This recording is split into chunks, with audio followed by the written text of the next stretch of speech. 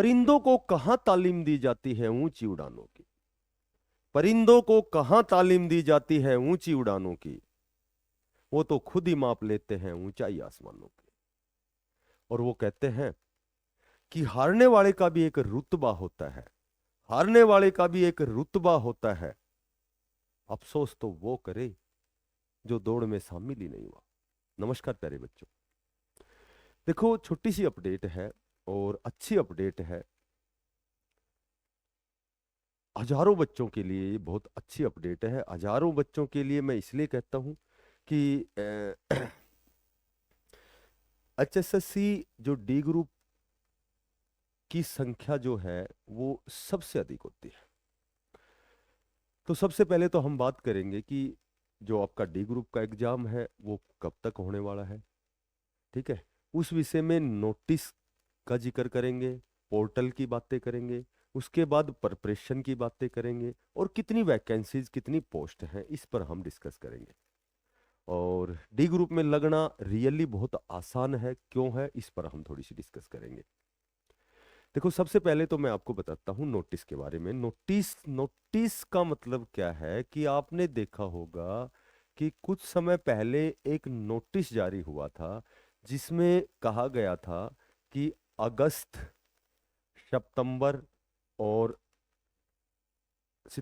अगस्त, सितंबर और अक्टूबर, यानी कि 3 महीने में आपके सारे एग्जाम कंप्लीट होने हैं।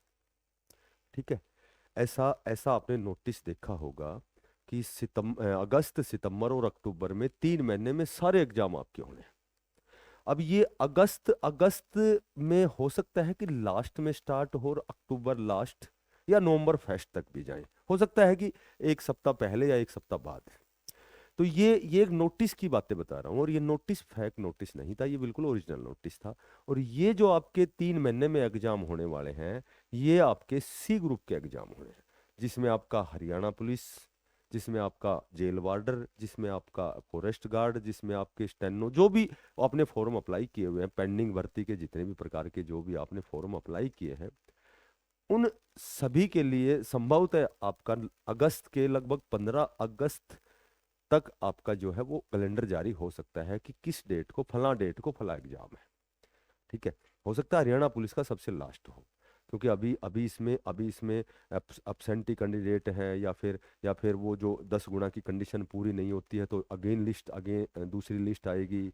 उसके बाद में संभवतः आपका हरियाणा पुलिस का एग्जाम हो, लेकिन उससे पहले यानी कि अगस्त में आपके एग्जाम सी ग्रुप के स्टार्ट होंगे। तो ये तो कन्फर्म मान सकते हो कि डी ग्रुप का एग्जाम अक्टूबर तक तो नहीं है। ठीक है, ये अलग बात है कि अगस्त में हो, 14 अगस्त का 8, ये इस तरह की ये बेबुनियादी बातें हैं। एग्जाम आपका अक्टूबर के बाद ही होना है। और ये एग्जाम आपका मैं नवंबर भी नहीं कहूंगा, मैं आपको कहूंगा आपका एग्जाम दिसंबर में होना है। और इसकी पॉसिबिलिटी मैं कोई भी पॉसिबिलिटी जो है वो 100% नहीं कहता, मैं 90-95% इसलिए कहता हूँ कि 100% कोई चीज़ नहीं होती। तो आपका एग्जाम संभवतः नवंबर में भी हो सकता है 5% नवंबर में भी हो, लेकिन दिसंबर में एग्जाम आपका होना है। जिस हिसाब से पैरेलल में कंडीशन है, जिस हिसाब से जानकारी है, तो आपका एग्जाम दिसंबर में हो रहा है।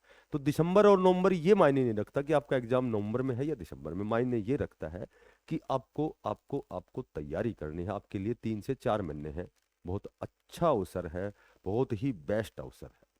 ठीक है, और उसके बाद में मैं पोर्टल की बात करूं, तो पोर्टल की बात मैं करूं तो पुलिस अकादमी में जब माननीय जो मुख्यमंत्री जी वहां गए थे, तो वहां पुलिस के उच्च अधिकारियों द्वारा ये कहा गया था कि जो डी ग्रुप की जो भर्ती होती है उसमें सभी विभाग में जो कर्मचारी है वो कार्यरत होते हैं, सभी में उनकी ज्वाइनिंग होती है और सभी में वो काम करते हैं।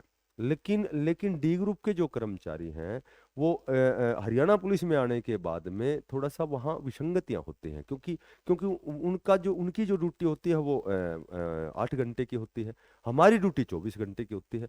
तो हमें डी ग्रुप की जो रिक्वायरमेंट जरूरत होती है तो वो अपनी ड्यूटी को ऑफ करते हैं। इस तरह से वहाँ थोड़ा सा विरोधाभास होता है। तो उन्होंने कहा था कि भाई या तो पुलिस की डी ग्रुप की अलग से भर्ती हो, ठीक है। तो माननीय मुख्यमंत्री जी ने कहा था कि अब हम क्या करेंगे कि पोर्टल खोल लेंगे, और पोर्टल में जो जो जो कर्मचारी, देखो अलग से एग्जाम तो नहीं होता, ऐसे भी देखा होगा आपने कई बार, पुलिस डी ग्रुप की अलग भर्ती होती है, ऐसा कुछ नहीं होता। डी ग्रुप तो वही होता है, यही सेम ही एग्जाम होता है, एक सीईटी होता है डी ग्रुप का। लेकिन उसके लिए माननीय मुख्यमंत्री जी ने कहा था कि एक पोर्टल खोला जाएगा, और वो पोर्टल में जब जो जो कैंडिडेट इंटरेस्ट हो, जिसका इंटरेस्ट होगा, उस हिसाब से वो अपना विभाग का जो जो है उसको आवंटन किया जाएगा, उसी तरह उसको विभाग दिया जाएगा। उसके बाद में प्रिपरेशन की यदि हम बात करते हैं, तो देखो प्रिपरेशन के बारे में मैं आपको एक ही बात कहना चाहूंगा कि देखो जितना भी हो सके एनसीईआरटी की बुक यदि आप पढ़ेंगे तो आप बहुत अच्छा स्कोर करेंगे, क्योंकि इसमें त्रुटियां न के बराबर होती है। ठीक है। तो एनसीईआरटी पे ज्यादा विश्व, यानी कि देखो हमारे देश के 11वें राष्ट्रपति हुए हैं एपीजे अब्दुल कलाम आजाद ने कहा था कि बोला एक एक एक एक अच्छा जो एक अच्छी जो पुस्तक है वो 1000 दोस्तों के बराबर होती है। 1000 दोस्तों के बराबर एक अच्छी पुस्तक होती है। ठीक है। लेकिन एक एक अच्छा जो दोस्त होता है वो पूरी लाइब्रेरी के बराबर होता है। तो बुक्स जो है, आजकल आजकल क्या हो गया कि बुक्स पढ़ने का चलन कम हो गया। आजकल हम ऑनलाइन ऑनलाइन ऑनलाइन। ठीक है। तो बुक्स सबसे अच्छा माध्यम होता है, बुक्स से अच्छा कोई माध्यम हो ही नहीं सकता।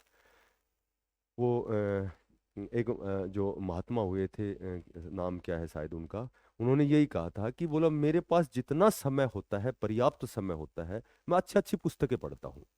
क्योंकि पुस्तकों में जो बहुत ही सिद्ध महात्मा महापुरुष हुए उनकी जीवनियाँ पढ़ता हूँ, उनके कोट्स पढ़ता हूँ, वो बहुत अच्छे अच्छे जो उनके विचार हैं वो इसलिए पढ़ता हूँ क्योंकि उन्होंने तो पूरा जीवन प्रैक्टिकल करके उन चीज़ों को लिखा है, और हमें आसानी से समझ में आ रहा है। तो बुक्स एक बहुत अच्छा माध्यम होता है। यदि आप डी ग्रुप की वास्तव में तैयारी कर रहे हैं तो एनसीईआरटी की बुक्स, मैं तो यही कहूंगा कि ज़्यादा से ज़्यादा बुक्स पे भी ज़्यादा ध्यान दें। हो सकता है ऑनलाइन में बहुत अच्छी अच्छी क्लासें होती हैं, ऑनलाइन में बहुत सी चीज़ें हम सीखते हैं, लेकिन बुक्स पे भी बहुत ज़्यादा फोकस करें आप। पोस्ट की बात करूं तो पोस्ट लगभग लगभग मैंने पहले भी बताया था कि 8000 के अप्रोक्सीमेटली आपकी ये वैकेंसीज डी ग्रुप की आने वाली हैं, जो सभी प्रकार के डिपार्टमेंट और विभाग में इनका आवंटन होता है, डिवाइडेशन होता है। ठीक है। डी ग्रुप लगना बहुत बड़ा आसान, ये बेस्ट सबसे बेस्ट लाइन आपके लिए यही है कि 2018 में 18,218 पदों पर आपकी भर्ती हुई थी, 2023 में आपकी भर्ती हुई थी। ये जो दोनों भर्तियां हुई हैं ये सिंगल भर्तियां थी जिसमें सभी कैंडिडेट जो है उन्होंने पार्टिसिपेट किया था। इसमें सबसे बेस्ट आपको एचएसएसए की पॉलिसी के बारे में बताता हूँ। वो पॉलिसी क्या है कि यदि कोई भी कैंडिडेट सी ग्रुप में लगता है तो वो डी ग्रुप में नहीं आ सकता, और वो तो आना भी नहीं चाहेगा, सीधी सी बात है। भाई पिछली बार तो दिक्कत ये हुई थी, पहले डी ग्रुप का रिजल्ट आया था, सारे बच्चे डी में आ गए थे, फिर सी का आया था तो सारे डी को छोड़ गए सी में। तो वहां वो कंट्रावर्सी, वो कॉन्ट्राडिक्शन है, उसकी वजह से बहुत सी चीजें, बहुत से बच्चे प्रभावित हुए थे। तो अब की बार सी ग्रुप की, क्योंकि क्योंकि बार बार एक ही गलती तो नहीं हो सकती, तो पहले सी ग्रुप की जब सारी भर्तियां होंगी, लगभग सी ग्रुप की सारी भर्तियां जब होती हैं या मैक्सिमम भी भर्तियां होती हैं, तो वो डी ग्रुप में तो आएंगे ही नहीं। डी ग्रुप में तो क्यों आएंगे ना, 8000 पदों पर तो वो क्यों एग्जाम देंगे, क्यों वो तो कहने का मेरा मतलब ये है कि पॉलिसी के अनुसार तो सी ग्रुप में भी मैं आपको बताता हूँ कि कोई लेवल 4 का जो बंदा है वो लेवल 3 में नहीं आ सकता, और ये हमेशा से ही नियम है, सरकारी नियम है कि हम लो लेवल पे नहीं आ सकते, अपर लेवल पे जा सकते हैं। तो सी ग्रुप की यदि पहले भर्तियां होती हैं तो इसमें यदि 2 महीने लेट भी हमारा डी ग्रुप का एग्जाम होता है तो भी हमें फायदा है। और यदि आप सोचें कि पहले डी ग्रुप का हो जाए, उसका रिजल्ट आ जाए, तो पिछली बार वाली वही रिपीटेशन होगा, वो बार बार वही डी से सी में जाएंगे। यहाँ सी ग्रुप का पहले यदि एग्जाम होगा, पहले तो होगा ही, पहले रिजल्ट भी सी का ही आना चाहिए, ताकि सारे बच्चे जो भी बढ़िया तैयारी वाले हैं वो सी में जब ज्वाइन करेंगे, उसके बाद डी ग्रुप का जो कंपटीशन है वो बहुत कम रहेगा। बहुत कम तो क्या, क्योंकि 10वीं पास का एग्जाम है तो स्कोर तो अच्छा ही करना पड़ेगा। आजकल बेरोजगारी का दौर है, आजकल आजकल सभी बच्चों को नौकरी की रिक्वायरमेंट है। ठीक है। तो तुम सभी समझदार हो कि नौकरी तो कितनी अनिवार्य कंडीशन है, कितनी मैंडेटरी हमारी लाइफ के लिए। तो स्कोर तो अच्छा करना पड़ेगा, लेकिन पहले की बजाय लगना आसान है। पहले पहले बहुत ज़्यादा स्कोर, जैसे कट ऑफ 70 से नीचे नहीं आती थी, अब क्या है कि 70 बहुत अच्छा स्कोर है। अगर ये सारी सी ग्रुप की भर्तियां जो है वो पहले होती हैं और बाद में डी ग्रुप का रिजल्ट आता है, तो आप समझ सकते हैं कि डी ग्रुप में लगना पहले की बजाय आसान है। 2018 में सिंगल भर्ती थी, 2023 में सिंगल डी ग्रुप की भर्ती थी, अब की बार पैरेलल में बहुत सी भर्ती, अभी तो बहुत सी वैकेंसी आने वाली है। क्लर्क की आने वाली है, ग्राम सचिव की, पटवारी की, हरियाणा पुलिस सब इंस्पेक्टर की, और भी टेक्निकल की बहुत सी ऐसी वैकेंसी आने वाली हैं कि बच्चे सारे सी ग्रुप में जाने वाले वो डी ग्रुप में नहीं आएंगे। और मोटी बात लास्ट में एक ही बात कहूंगा कि तैयारी को प्राथमिकता दे, तैयारी करते रहें, ये किंतु परंतु के चक्कर में ना पड़े कि ये होगा तो ये होगा, इस तरह की बातों से क्या होता है कि कंसंट्रेशन भंग होता है। जो हमारा लक्ष्य है, हम वहां से हमारा भटकाव शुरू होता है। और जहां से भटकाव शुरू होता है, देखो हम सब विभिन्न प्रकार की संभावनाओं से परिपूर्ण होते हैं, हमारे अंदर बहुत सी अनंत क्षमता है, ऊर्जा है, हमारे अंदर सृजन शक्ति है, हम अज्ञानी से ज्ञानी बन सकते हैं, हम सब हम सब साधारण से असाधारण बन सकते हैं, बशर्ते कि हम अपनी रुचि को पहचानें, अपनी क्षमता को पहचानें, अपनी दक्षता को पहचानें।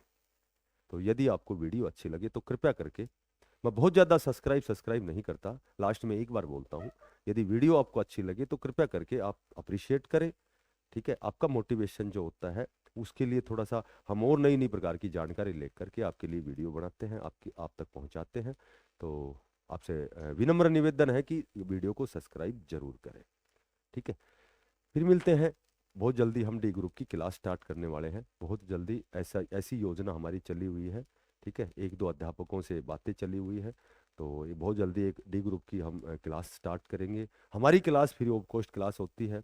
ठीक है, इतना तो समय नहीं होता कि हम कोई ऐप बनाएं या कोई कोर्स बेचें, इतना ही पर्याप्त समय होता है, इतना ही समय होता है जितना मैं आपके लिए या तो कोई जानकारी एकत्रित करता हूँ या वीडियो बनाता हूँ।